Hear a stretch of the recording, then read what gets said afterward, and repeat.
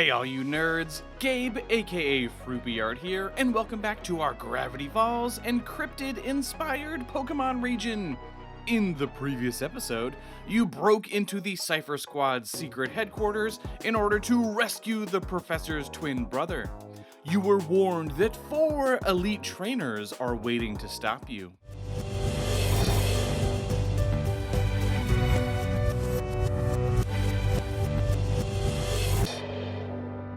You barrel down a hallway and through a pair of doors. The large room you enter definitely does not feel like a part of a museum, and instead seems to be a ritual chamber. Massive torches line the walls, and the far door is blocked by an imposing cloaked figure. They step forward and remove their hood. You are relieved to see Lazy Susie's familiar face, but become worried when you spot the mind control collar around her neck. I am sorry, young one, but you may go no further. Great things are happening ahead. We shall soon be blessed by the all-seeing eye. She throws out a Pokemon and you are thrust into battle. First up is Kettytuff. You remember this Pokemon helping Susie in the kitchen when you first met her, but luckily, this little Pokemon isn't too tough. After that is the ever-hungry Nombomble, whose fire and ice type are a challenge to deal with. After it falls, Susie sends out a bit of a curveball. Gourmandus isn't a fire type, but it certainly is all about food. Next up is the evolution to the deviled egg Pokemon Royligi. So this is definitely the longest that we have gone before without getting an evolution. And I'm not going to pretend like there is some in-universe reason that it takes so long to evolve. It was just an oversight during planning. Anyway, as a reminder, this is a convergent line to the Togepi line. So we started off with a deviled egg for Togepi and Royligi, but I wanted to find a good direction for things to continue in. So the other big inspiration that's at play is the Chirufe. I don't know if I'm pronouncing that right. This is a lava monster from Chilean folklore, and just because I wanted to find another connection, we're pulling in some slight inspiration from one of the penguin species native to Chile. And I had to go with the macaroni penguin just for their silly head plumage. It works well, putting some fiery tufts on its head.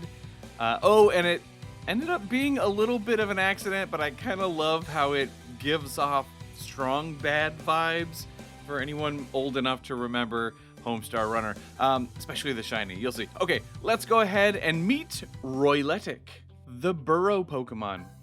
These awkward little creatures appear to be related to Togetic, but in reality they are a completely different species. They are actually more closely related to Piplup. Royletic use blasts of fire to melt winding tunnels through the earth. The ability is Sand Veil, which boosts evasion in a sandstorm, and the hidden ability is Drought. It has a pretty decent defense stat, but otherwise isn't too bad to deal with. It isn't even fully evolved after all, so you do take it down. Next up, it seems that Susie has one of the final Ittle evolutions. This one being the result of giving an Ittle both a flame feather and a familiar figurine. I know that some of you predicted this combination in the comments, but our bird and human combination is turning into a harpy. With the way our typings are working for the Ittle line, I can't just introduce the flying type, so instead we're going to lean into it being an acrobatic fighter. Finding a nice dynamic pose like this helps communicate that, and while it definitely does have wings and would get access to plenty of flying type moves, it mainly uses them as arms. I wanted to really play up the feet and the talons, so I let the proportions for this get a little exaggerated. Yeah, it's fun. There's not a ton to say about the design. I'm just mainly excited to finally get back to the remaining Ittle evolutions. Our Elite Four will all have one of the remaining evolutions. Alrighty, let's go ahead and meet our fire and fighting Harbruti, the Flip Fighter Pokemon. This incredibly agile avian flips and spins across the battlefield with ease, dealing powerful kicks with its massive feet and leaping to safety with powerful wings. Few can touch this skilled combatant. Their feathers build up thermal energy naturally, and they have to keep moving to shed the extra heat. The ability is Tough Toe, that's a new one that we made up, that increases the power of kicking moves, and the hidden ability is Scrappy. It's flipping all over the chamber, dodging your Pokemon's attacks, and landing powerful kicks. When you do manage to take it down, Susie is forced to send out her final Pokemon, the evolution to Little Torshad. Okay, so we've got a little bit of a journey to go on for this one, so bear with me. Torshad was a little demon who liked toasting berries, but I had mentioned that we were going to be headed for a Hodag Pokemon. Now, one of the silliest things about the Hodag is that it apparently only ate all white bulldogs. Yes, you heard that right. This ferocious cryptid's diet subsists solely off of all white bulldogs. Now, we're going to tie that in with Lazy Susie by continuing the cooking motif and giving it a frying pan for a tail, and the flames then become just the suggestion of a little doggy in the flames. I hope that makes sense. You can think of this as something like Skeledurge's little flame bird. It's definitely a little morbid, but hopefully in a cute way. You'll have to let me know what you think. But for now, let's go ahead and meet Shephisto, the roasting Pokemon. Shephisto's long tail has a flat, pan-like end, which it uses to collect and prepare berries. Its superheated hands produce fire, which it concentrates around the pan. These flames dance about and often take the shape of a small dog. Researchers have noticed similarities between this Pokemon and Skeledurge's relationship with fiery companions, but more data is needed. The ability is Flash Fire, so after being hit by a fire-type attack, instead of taking any damage, the user's fire-type attacks are boosted, and the hidden ability is Blaze. It throws fire attacks at you, uses steel-type moves with the pan of its tail, and even utilizes fairy-type attacks with the cuteness of the flame puppy.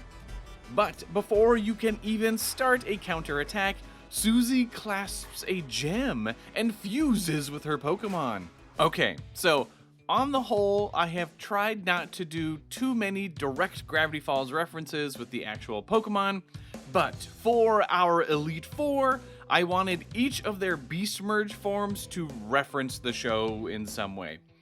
There's no way we're going to get all of the Henchmaniacs in, but the one that I did want to make sure to showcase is Pyronica. It's just a great design, and I don't know, what's funnier than Lazy Susie getting big flaming legs? Also, it kind of works out since Susie essentially only has one eye, just like Pyronica. Yeah, the design is really pretty straightforward. You can just imagine her doing a kick line and launching flames all around. Oh, and if you remember Torshad and Shephisto's shinies, you'll notice that those colors actually match Pyronica perfectly. Okay, let's meet Beast Merge Shephisto, the Fire Dancer. During the merging process, the Pokemon explodes into a ball of fire which envelops the trainer. These flames extend the arms and legs and compel the trainer to move in a lyrical fighting style. Strong fiery kicks and evasive dance steps make this form difficult to deal with. After unfusing, the trainer can't help but dance when music comes on.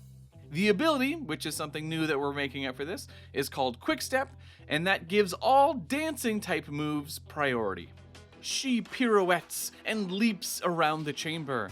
and you know you have to take her out quickly before she sets up with any of those problematic dance-type moves. It is a taxing battle, but you are able to emerge victorious. Susie violently separates from her Pokémon and collapses to the floor. You take this opportunity to free her from the mind control collar.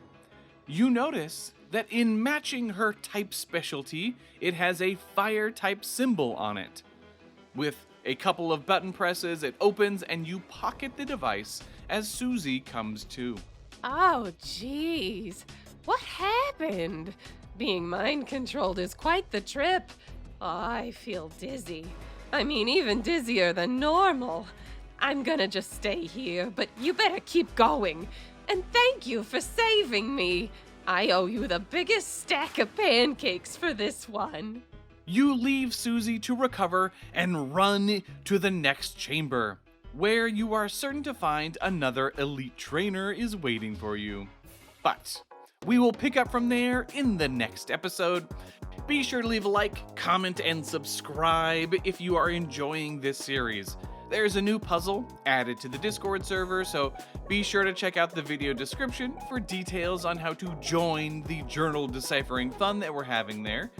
A giant thank you to the amazing Patreon supporters, but you know I gotta shout out Angel and Cyberlord in particular for being the coolest of kids in the champion tier. Alright, I will catch you in the next one. Later, nerds.